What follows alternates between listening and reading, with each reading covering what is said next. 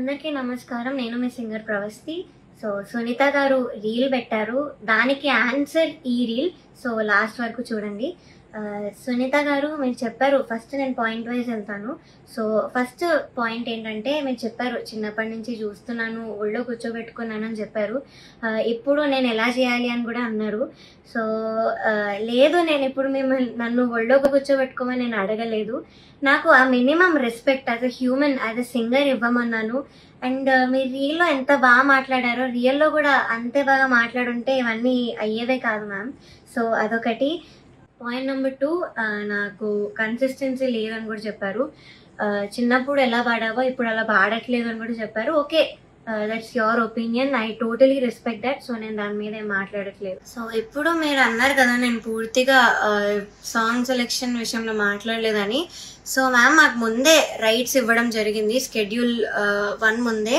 So Aditya music, Saregama, T Series, mango music, so ఏవి మాకు ఇచ్చిన రైట్స్. మేము ఈ రైట్స్లో నుంచే సాంగ్స్ చూసి ఇచ్చాం వాళ్ళకి. సో నా సాంగ్స్ రిజెక్ట్ చేసిన కారణం అయితే రైట్స్ ప్రాబ్లం కాదు, దేనిలో కూడా జరిగిందో చెప్తాను. ఇది రాఘవేంద్ర రావు గారి ఎపిసోడ్లో ఆయన చేసిన మంచి డివోషనల్ మూవీస్ నుంచి నేను మంచి డివోషనల్ సాంగ్స్ ఇచ్చాను లిస్ట్లో. ఇస్తే కాల్ చేసి ఇలాగా ఇది డివోషనల్ రౌండ్ కాదు, ఇలాంటి సాంగ్స్ ఎవరిచ్చినా కూడా మేము ఇవ్వము అది ఇది అన్నారు Suman sir from Gnapika production house. So call చేసి చెప్పారు. ఇంకా I had no choice, but వేరే ఇంకా సాంగ్స్ దొరికిన సాంగ్స్ అన్ని పంపించాను లిస్ట్లో. బట్ చూస్తే ఒక అమ్మాయి మాత్రం అదే డివోషనల్ సాంగ్ పాడింది. అండ్ తను కూడా ఎన్ని పిచ్చింగ్ ఇష్యూస్ చేసినా మళ్ళీ అదే మంచి కామెంట్స్ ఇచ్చారు, దట్స్ ఫైన్. అండ్ షార్ప్ పాడుతుంటే మీరేమో సైగలు చేశారు. Instead of pointing that out in the judgement మీరు అది చేయలేదు. మరి ఇదేంత ఫేవరెటిజం కనిపిస్తుంది, అందరికీ కనిపిస్తుంది. అందరికీ నమస్కారం.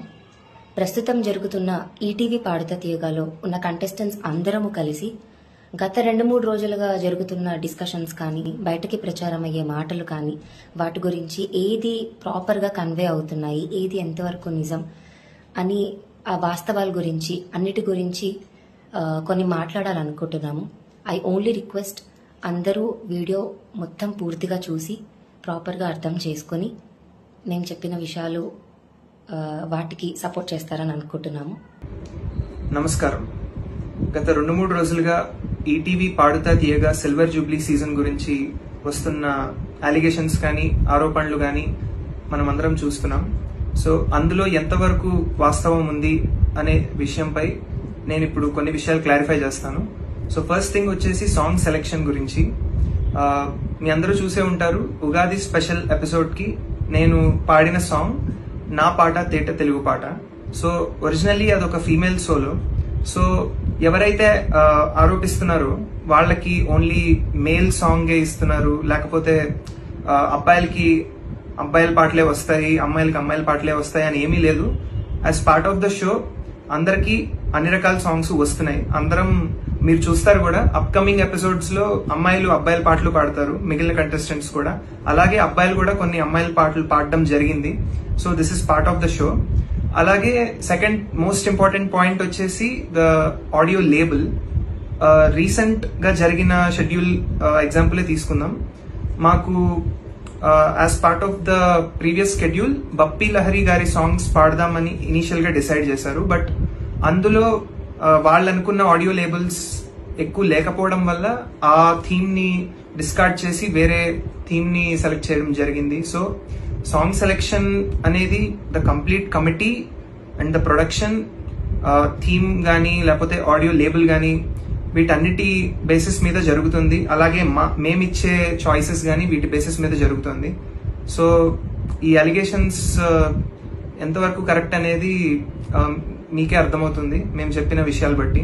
అలాగే జడ్జెస్ విషయానికి వస్తే, వారి ముందు సునీత గారు కానీ, ఎంఎం కీరవాణి గారు కానీ, చంద్రబోస్ గారు కానీ వాళ్ళ ముందు పాడడమే మా అదృష్టం అని ఫీల్ అవుతున్నాం అందరం. సో అలాంటిది వారి జడ్జిమెంట్ గురించి జడ్జ్ చేయడం అనేది ఐ డోంట్ థింక్ ఇట్స్, దాని గురించి మాట్లాడడం కూడా నాకు కరెక్ట్గా అనిపించట్లేదు. సో మేమందరం చెప్పిన విషయాల్ని మీరు కన్సిడర్ చేసి ఈ అలిగేషన్స్ లో ఎంతవరకు వాస్తవం ఉంది అనేది మీరు అర్థం చేసుకుంటారని ఆశిస్తూ థ్యాంక్ యూ. అందరికీ నమస్కారం అండి. నా విషయానికి వస్తే నేను ఇప్పుడు 25th సిరీస్ లో పార్టిసిపేట్ చేస్తున్నాను. అలాగే అంతకు ముందు 19 సిరీస్ లో కూడా నేను పార్టిసిపేట్ చేశాను. నేను పర్టికులర్ గా మెన్షన్ చేయాలనుకుంటున్న విషయం ఏంటంటే, మనకి పాడుతా తీగలో ఖచ్చితంగా పేరెంట్స్ కి యాక్సెసిబిలిటీ అనేది ఉంటుందండి. అంటే మనము వర్క్ షాప్ రోజు కానీ, రిహార్సల్స్ అప్పుడు కానీ, షూట్ డే రోజు కానీ, ప్రతి రోజు మనతో పాటు మన పేరెంట్స్ అనేవాళ్ళు ఖచ్చితంగా వస్తారు. వీటికే కాదు, షూట్ డే రోజు మేకప్ జరిగినా, కాస్ట్యూమ్స్ వాళ్ళు కాస్ట్యూమ్స్ ఇచ్చినా, లేకపోతే కాస్ట్యూమ్ చేంజ్ ఉన్నా కూడా ఎక్కడైనా సరే మనతో పాటు మన పేరెంట్స్ పక్కనే ఉంటారండి. అక్కడ ఉన్న ప్రతి ఒక్కళ్ళు కూడా మమ్మల్ని సొంత పిల్లల్లాగానే చూసుకుంటారు. ప్రొడక్షన్ వాళ్ళు కానీ, డైరెక్షన్ వాళ్ళు కానీ, జడ్జెస్ కానీ, ఆర్కెస్ట్రా టీం కానీ, మా మెంటర్స్ కానీ, లేకపోతే అక్కడ మమ్మల్ని పై ఎత్తున చూసుకునే వాళ్ళు కూడా సొంత పిల్లల్లాగానే చూసుకుంటారండి. మేకప్ వాళ్ళైనా సరే అలానే చూసుకుంటారు. పర్టికులర్ గా ఈటీవీ వాళ్ళు, పాడుతా తీగ వాళ్ళు ఆడపిల్లల సేఫ్టీకి ఎక్కువ ఇంపార్టెన్స్ ఇస్తారు. పైగా ఆడపిల్లలు అంటే వాళ్ళు ఇంకా మంచిగా చూసుకుంటారు అనమాట. ఆఫ్ స్క్రీన్ లో కూడా జడ్జెస్ అనే వాళ్ళు మాకు ఎంతగానో సపోర్ట్ గా ఉండేవాళ్ళు. అలాగే మాకు ఎన్నో సలహాలు, సూచనలు అనేవాళ్ళు ఇచ్చేవారు. వాళ్ళు కూడా మమ్మల్ని వాళ్ళ పిల్లల్లాగానే ట్రీట్ చేసేవాళ్ళు. మనం ఏమైనా తప్పులు చేస్తే ఇది కరెక్ట్ చేసుకోవాలి అని చెప్పడం గాని, మనకు యాక్చువల్ గా అలా తప్పులు చెప్పేవాళ్ళు దొరకడం అనేది మన అదృష్టం. మన అనుకునే వాళ్ళు మాత్రమే మనకి అలాగా మన మిస్టేక్స్ ని చెప్తారు కదండి. సో అలాంటి జడ్జెస్ ముందు పాడడమే మేము అదృష్టంగా భావిస్తున్నాము. అలాంటి ఒక మంచి షోలో మేము ఒక పార్టిసిపెంట్ అయినందుకు కూడా మేము చాలా హ్యాపీగా ఫీల్ అవుతున్నాము. అందరికి నమస్కారం అండి. పాడుతా తీగల జడ్జ్మెంట్ గురించి మాట్లాడదాం అనుకుంటున్నాను. సో నాకు చిన్నప్పటి నుంచి సునీత గారు ఒక వేరే రియాలిటీ షో ద్వారా పరిచయం ఉన్నారు. అలాగే మా నాన్నగారి ద్వారా కూడా కొంచెం పరిచయం. సో అలాగని నా అన్ని పర్ఫార్మెన్సెస్ కి పాజిటివ్ కామెంట్స్ ఏ రాలేదు. నేను బాగా పర్ఫార్మ్ చేసిన సాంగ్స్ కి అందరూ ముగ్గురు జడ్జెస్ చాలా బాగా పర్ఫార్మ్ చేశామని చెప్పారు. అలాగే నేను బాగా పర్ఫార్మ్ చేయని సాంగ్స్ కూడా నేను ఎక్కడెక్కడైతే మిస్టేక్స్ చేశానో అవన్నీ పాయింట్అవుట్ చేసి అవన్నీ నాకు చెప్పి వాళ్ళ ఫీడ్బ్యాక్ తెలియజేశారు. ముగ్గురు జడ్జెస్, సునీత గారు, కీరవాణి గారు, అలాగే చంద్రబోస్ గారు, ముగ్గురు వాళ్ళ ఫీడ్బ్యాక్ నేను ఎక్కడెక్కడైతే మిస్టేక్స్ చేశానో అవన్నీ చెప్పారు. నేను కూడా అంతే పాజిటివ్ గా తీసుకొని నేను అవి ఎలా మెరుగుపరచుకోవాలో ఇప్పటికీ ప్రాక్టీస్ చేస్తున్నాను. I hope I get better at them. So I don't think there is any favouritism judgment లో పాడుతా తీగలో.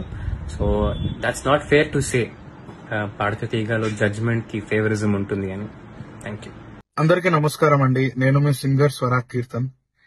సో ఇటీవల ఈటీవీ పాడుతా తీగ గురించి అవుతున్న కాంట్రవర్సీ టాక్స్ ఏవైతే ఉన్నాయో మీరందరూ చూస్తాను ఉన్నారు.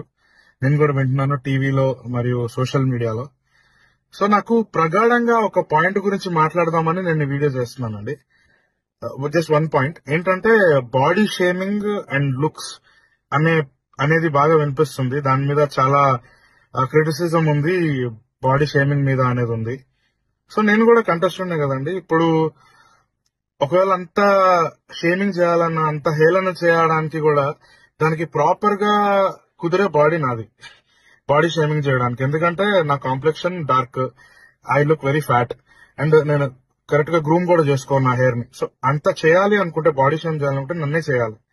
కానీ ఒక్కసారి కూడా నాకు ఎప్పుడు అట్లాంటి బ్యాడ్ ఎక్స్పీరియన్స్ ఎదురవ్వలేదండి పాడుతా తీగలో. Especially I'm telling you, Padutha Theega అని మెన్షన్ చేస్తున్నాను. ఎప్పుడు కూడా అట్లాంటి ఎక్స్పీరియన్స్ నాకు లేకుండే. నేను కొన్ని సంవత్సరాలుగా ఈటీవీలో పాడుతున్నాను, బట్ ఎప్పుడు ఈ పాయింట్ లో అయితే నాకు ఏది డిస్రెస్పెక్ట్ జరగలేదు. అండ్ ఈ ప్రక్రియని బేస్ చేసుకుని షో రన్ అవుతోంది, దాన్ని బట్టే జడ్జ్మెంట్ ఉంటుంది, దాని బేసిస్ లో మాకు మార్క్స్ వస్తున్నాయి అనేది అయితే అటర్లీ రాంగ్ అండి. With utmost respect towards judges, they are giving very proper judgement. As we all know, మనం చిన్నప్పుడు స్కూల్లో గానీ కాలేజ్ లో గానీ నేర్చుకున్నది obey your elders, respect your seniors అనేది. సో వాళ్ళు చూడండి కాదండి, వాళ్ళ సీనియారిటీ గురించి క్వశ్చన్ చేసేంత, వాళ్ళు ఈ బేసిస్ లో మార్క్స్ వేస్తున్నారు అనే దానికి మాట్లాడే అంత అర్హత అయితే మాలో ఎవరికీ లేదు. సో ఆ విషయం ఒకసారి చెప్తామని ఈ వీడియో చేశాను. And thank you so much ETV Padutha Theega ప్రేక్షకులందరికీ. మమ్మల్ని అందరినీ ఆశీర్వదిస్తున్నారు. మీరు ఇలానే మమ్మల్ని ప్రోత్సహించండి, మేము ఇంకా చాలా పైకి ఎదుగుతాం. Thank you so much.